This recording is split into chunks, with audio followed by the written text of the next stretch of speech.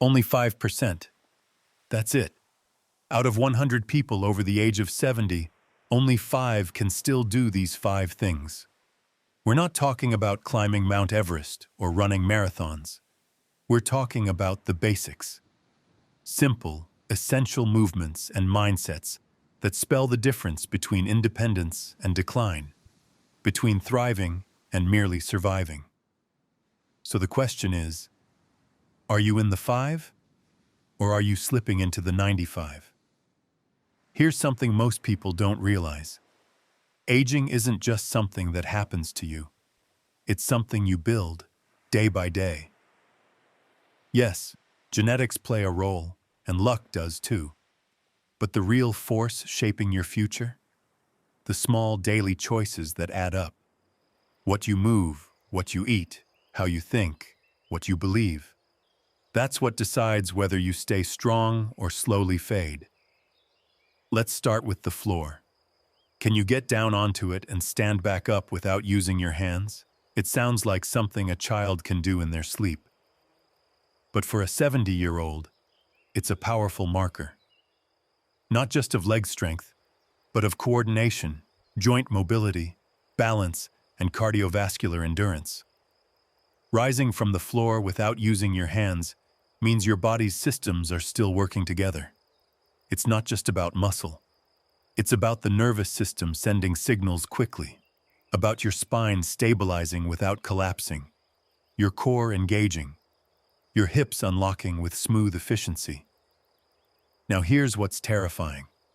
In one long-term study, researchers found that people who couldn't stand up this way were 5 to 6 times more likely to die in the following 6 years. This isn't some vague statistic. It's a direct window into how your body is aging, and it's trainable. You can get better at this. The same way you'd train to run a race or learn a skill. Start slow.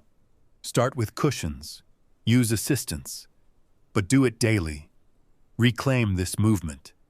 Because the floor is where you prove what your body's really capable of.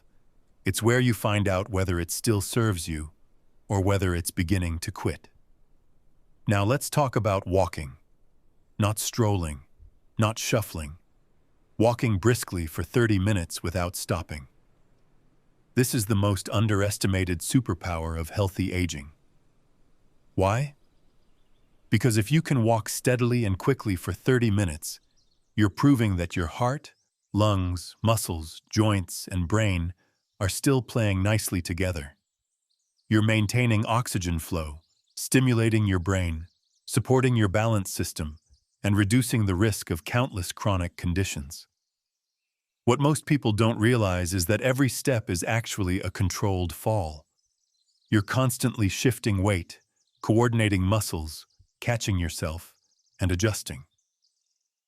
So if you're still walking well, your neuromuscular system is intact. If you stop walking daily, that system starts to fall apart. And when that goes, the spiral begins. Falls, isolation, loss of independence. But here's the beauty of walking. It costs nothing. It requires no equipment. Just a pair of shoes and the willingness to go. The real challenge is consistency. Making it a daily ritual. Showing up even when you're tired. Even when it's cold or cloudy. Because those minutes, they're your investment account. Every walk deposits strength, clarity, and resilience into your future. Next up, strength. Can you lift 20 pounds? That's not a weightlifting record. That's a bag of groceries, a suitcase, a grandchild. And if you can't lift it, that says more than you think. Muscle isn't just for athletes. It's your armor. It stabilizes your joints, supports your bones, protects your spine. And when it disappears, things get scary fast.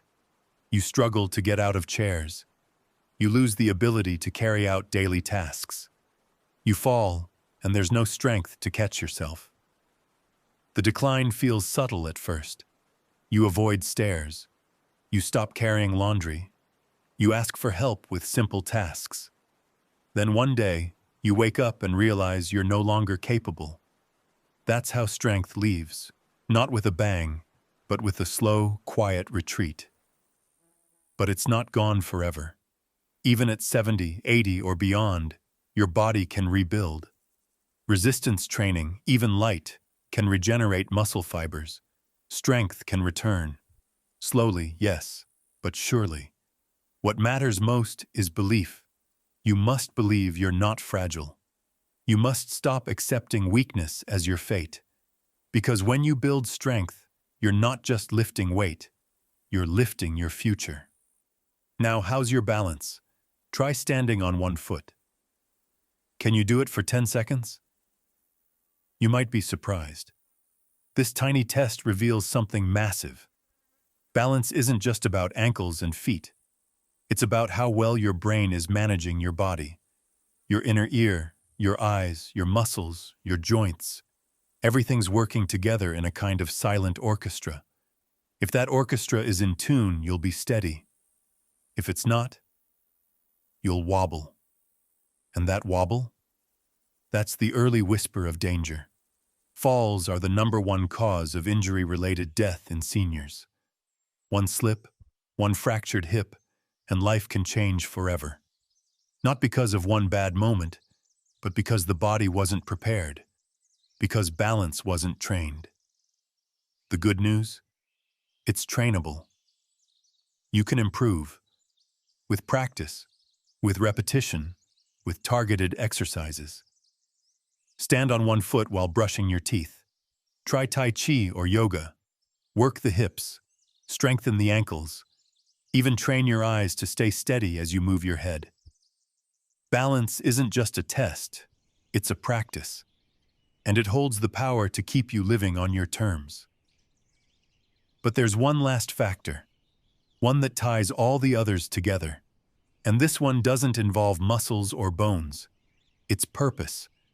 If you don't have a reason to get out of bed, nothing else matters. No amount of walking, lifting, or balancing will save you from the slow fade that comes with a life lacking direction. Purpose is the fuel. It's the spark that says, I'm still needed. It might be a grandchild, a garden, a volunteer job, a story only you can tell. It doesn't have to be big. It just has to be real. Something outside yourself that pulls you forward. People with purpose live longer. They recover faster. They engage more fully. Purpose keeps your mind sharp and your heart full. It's what gives shape to your days and energy to your actions. And most importantly, it reminds you that you still matter. You're still in this game. So 5 things, 5 abilities, and only 5% still have them past 70. But the question isn't which group you're in now. The question is, which one will you choose to be in tomorrow? You've probably heard the phrase, use it or lose it. But the truth is, with aging, it's more like use it or watch it slip away slowly and silently. Because the body never makes a big announcement when decline begins. It's sneaky. It starts with one skipped walk, one avoided task, one moment of hesitation getting out of a chair. And then before you know it, your world has shrunk. Not because you aged, but because you stopped engaging with it. Now you might be wondering, if only 5% of people over 70 can do all 5 of these things, what exactly are the rest doing?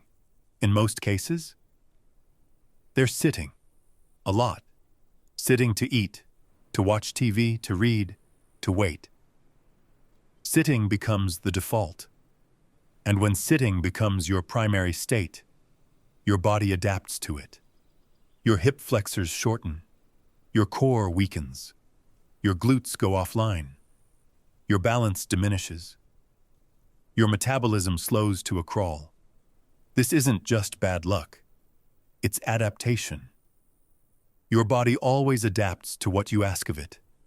If you ask it to do less, it gets better at doing less. So how do you reverse that? Start with standing. Literally. Stand up more often. Set a timer. Every 30 minutes, just get up, even if it's for a minute. Walk to the window. Stretch. Do a few gentle squats or heel raises. It may sound silly, but those small motions spark circulation, wake up your muscles, and tell your nervous system, hey, we're still in business. Next, let's revisit walking. You already know that brisk walking is powerful. But did you know your walking speed is actually a clinical predictor of life expectancy? Doctors sometimes measure it as a sixth vital sign. It's that telling. A slow gait can signal underlying issues: heart disease, neurological decline, muscular atrophy. But here's the part that matters most. Your walking speed is trainable. Start where you are. Track your pace. Use a stopwatch or an app. And each week, try to beat your own average. Walk a little farther, a little faster. Not for ego, but for life. Because every extra minute of healthy walking adds compound interest to your future. And don't just walk the same flat loop. Add variety. Go uphill. Walk on grass or sand to challenge your balance. Add a weighted backpack or carry light dumbbells for a little resistance. Make it playful. Make it challenging. Keep it interesting. Because if it becomes routine, your body will stop adapting. The key is progressive demand. That's how you stay in the 5%. Now let's talk about strength again. If lifting 20 pounds is hard now, that doesn't mean it's impossible forever. In fact, small, consistent strength training twice a week can rebuild lost muscle, even if you're 80 or older. Focus on the basics. Bodyweight squats to a chair. Wall push-ups. Bent over rows with soup cans. Farmer's carries with shopping bags. Deadlifts using a suitcase. These movements don't require a gym. They just require intention. Because every time you lift something heavy, your body hears a message loud and clear. This person is not done yet. And strength training doesn't just build muscle. It improves bone density, increases insulin sensitivity, boosts mood, and supports brain health. It also helps maintain independence. That sacred thing no one wants to lose. Being able to carry your own groceries, take out the trash, or move furniture without help doesn't just feel good. It is good. It tells the world and yourself and that you are still fully capable. Let's get back to balance. If you failed the 1-foot test earlier, don't be discouraged. The ability to balance is surprisingly responsive to training, and you don't need fancy equipment or hours of time. You just need focus and a little bit of bravery. Start small. Stand near a wall or countertop. Lift 1 foot for 5 seconds, then switch. Gradually increase to 10, 15, 20 seconds. Then try it with your eyes closed. That's when your nervous system really has to kick in. You're forcing your body to rely on feel, not sight. And that wakes up deep systems that often fall asleep with age. You can also practice balance dynamically. Try walking heel to toe across the room. Step sideways. Turn in circles. Add small perturbations like catching a ball or reaching for something while balancing. All of these things teach your brain to stay alert, flexible, adaptable. The kind of brain that doesn't panic when you stumble on a curb or get pushed in a crowd. And don't forget your feet. Strong, flexible feet are your foundation. Most people's feet become stiff and weak over the decades, crammed into shoes and neglected. Spend time barefoot at home. Roll a tennis ball under your arches. Do toe spreads. Strengthen the base so the tower above it can remain steady. But none of this will matter if you forget the most important piece. The reason. Remember purpose? Let's take that deeper. Purpose isn't something you find. It's something you build.